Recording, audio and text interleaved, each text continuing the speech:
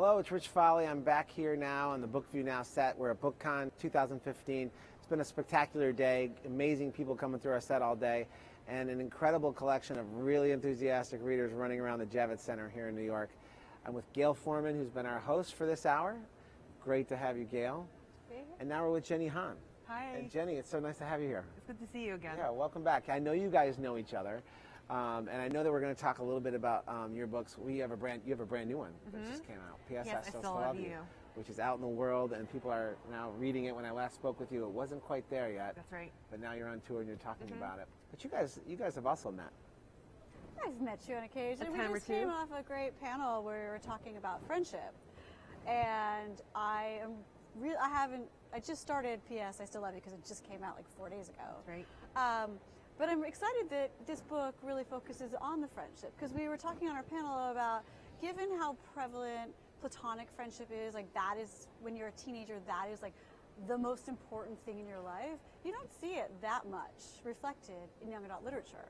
I think you see it, but I don't know if it takes center stage. Exactly, that's what right? I mean. I Yeah. think that it's, like it's on the side. It's always like the side thing, but truly, like I think that the friendships are what get you through, like life, not just high school, but in general. So it is. The book does explore old friendships and thinking. Like, I guess one of the themes is how as you get older, people kind of like grow apart and change and like grow. It's hard to grow at the same speed, I guess. It was interesting. I loved the friendships in the first book, but those were really more the sister friendships. Yeah. I mean, there was the scene. It's about these three sisters. One goes away to college, and what happens when Margot leaves. And they all seem like they're really close, and the mom has passed away some years back. But you kind of find out later in the book that the two older sisters actually were not close. They fought quite a bit, but when there was this sort of big trauma in the family, they kind of came together for the little sister. And that way that friendship and family intersect. I think also as you get older, do you have any sisters? I do. You do? One sister, one brother. Yeah. Are you close? Yeah, my sister's like my best friend. Yeah, like I think, but were you always close? We broke hairbrushes over. Yeah. It's like Fight Club, right? I mean, I think my sister. There is no Fight Club. First rule. First rule. We're talking about Fight Club. My sister and I would argue a lot. We're 3.5 years apart, and then I think really when we became super close, that was when I went to college. And then I was in college and she was in high school. She missed you. And she missed me. I missed her a lot. I think I was also always in the role of like caretaker with her too. And so when you're someone's like big sis and you're almost like a parental role, it's hard to like be vulnerable and close to that person because you're just like taking care of them. Yeah. I like in your books the idea of these notes, these long ago written notes or notes that you wrote, you know, in the heat of passion, or that when you're really liking someone or when you're breaking up with someone, as the case is often, that they live, you know, they live on sometimes well past the actual friendships themselves. Yeah, and I think find them in your drawers and in things you've saved because they meant something to you at the time. Yeah. In a way, I think that like books are the same thing. I mean, it's like this very intimate, personal process where you put out, you know, your story, and then it's strange to have it be in the world and other people see it. Right. You know, so it's like not dissimilar. It's funny, you talked about how that's like a sign of an early writer because you have to process something through these notes. And one of the only like best friends that I have from growing up, I'm still close with, this woman named Deanna, and we used to get in these fights, and I would write her these letters, and then I would mail them because this is back before email, and we would make up, and then she'd get the letter. And we'd have a fight all over again. Yeah, it almost like weirdly Why were like you mad at me? brings up the emotions again. Yeah, but that's such a funny. thing to do when you're one of those people and you have to get it down on paper. But as you get older, you realize maybe you don't always send it. Maybe you don't always send it. A lot of things I think that you process as you're writing it, and you're like, yeah, this made me mad, and then like you're thinking about all those feelings. When you see the person's face, and you know what I mean, you kind of like forget that stuff. But then when you have it down on paper, it's I think that's different. For me, it's also the notes that I received from friends, from old girlfriends, from things that. Save them?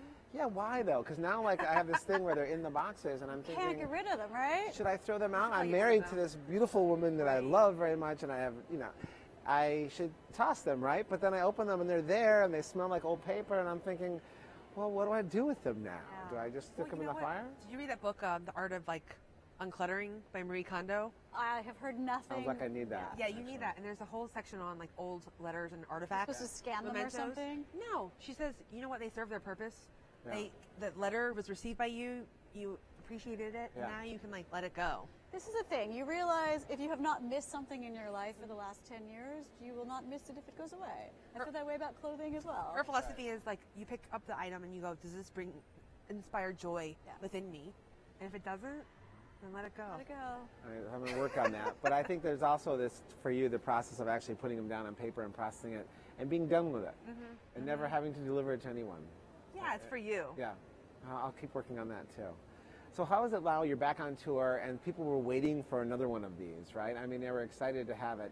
Yeah, because a little bit of a cliffhanger there. A little.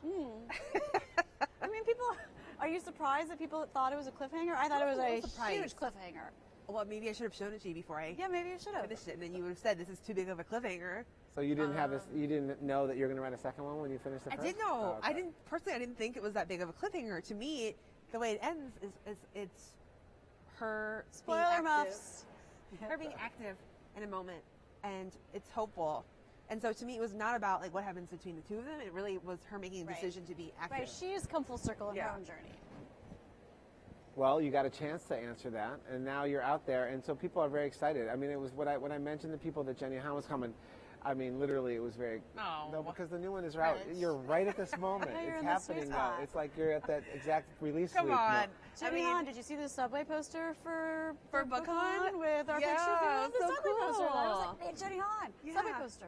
That was cool. Yeah, when you're on the subway, come on, that's something. People who don't even read books.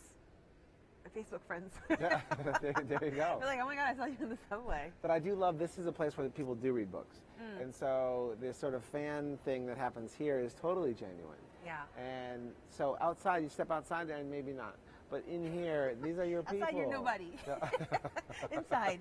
Well, you're on a subway. You're more than nobody. But I love these books for a lot of reasons. I really love the depiction of the sort of the Korean, the girls are half Korean, and the way it's sort of suddenly woven in. And I think there was the Halloween scene, which I thought was something that probably like you would never think about if you hadn't grown up this way. But the character, no matter what she dresses up as, people are like, are you dressed up as a manga character? Yeah. That has happened to me. I imagine that had. The year that Britney Spears came out, I dressed up as Britney Spears in the video. Oh. And you're a manga character? Yeah, Oh. everybody was saying that to me. And I was like, no. So she has to dress as something specifically Asian so she doesn't get that. The character. But I thought that it was such an interesting, because it wasn't a story that was about being Asian American. It was a story where that kind of subtly wove it in and out, and you had like the interesting with the father who's not Korean trying to make the meal and failing, making it too salty. But things like that where it was a little bit of a glimpse into a world that if you are not that, you don't understand what it's like. It's like, oh, that's interesting, but it wasn't the kind of focal point of the story. I think for me it was just wanting to write a story about an every girl, Right. and every girl can be any girl, right? And any story is like, her story is an American story. It's like a type of American story, and so that was what I wanted to do, and not be about like her struggle with her identity. Because I think the way that she's growing up is very different. It's like a generation removed from the way that I grew up, and so much of my growing up was being second generation. My parents, English was their second language, and all those kind of struggles with that. And now I'm looking at that generation. It's more like my older cousins' kids are that age, and it's not quite the same. And so I wanted it to really just be about like her story, and that's part of her identity, but it doesn't it's not the whole of her identity. In terms of like the demand and thirst for diverse books, I find the success of this book incredibly hopeful, and the fact that they put an Asian girl on the cover. That to me was really life affirming. Actually, was Let's high five that. Yeah, we kept talking about this on Twitter, and people were like, I think this could be the first YA book to hit the New York Times bestseller list with like an Asian person on the cover. And I think that could be true, and it's weird because that was 2014. Yeah. But it's great because I get a lot of fan mail from people who go, oh, she's just like me. She's so me. And some of those emails are from Asian American girls, but most aren't. Yeah. And so I think I love it. I love that Asian kids have something for themselves to be able to look in the store and see someone who looks like them on the shelf, and you feel like that's great. But I also love that it's just like a human story. She's massively identifiable, just in many different ways. So, you know, I imagine that if you're that girl who just has sort of felt overshadowed by a big sister, hasn't been able to kind of make your needs known, to see Lara Jean's journey, no matter like what your cultural background, is going to be really. Thank you, Gayle. I loved the book. Thank It's you. so romantic So and sweet. fun. I'm very excited to dive into So P.S. sweet. I still love you. And so do so many other people. And it's been really cool to have you here with us. Thanks, guys. We got to like Fun. kick back with Gayle Forman. I know. and I feel like Jenny I'm in your Hahn. apartment right now. Like this is. we need to make, because she has a separate Brooklyn writing group than my Brooklyn writing group. Hers is like in a different neighborhood of Brooklyn. Occasionally she and I will meet. I think we have to meet again soon. Yeah, please. like what is it, Honey and whatever. Ted and Honey? Ted and Honey. Yeah. We'll have a Ted and Honey writing Yes, day. please. Okay. I love that. We just made a date right here on live. All right, television. everybody, Yeah. we're going to meet at Ted and Honey.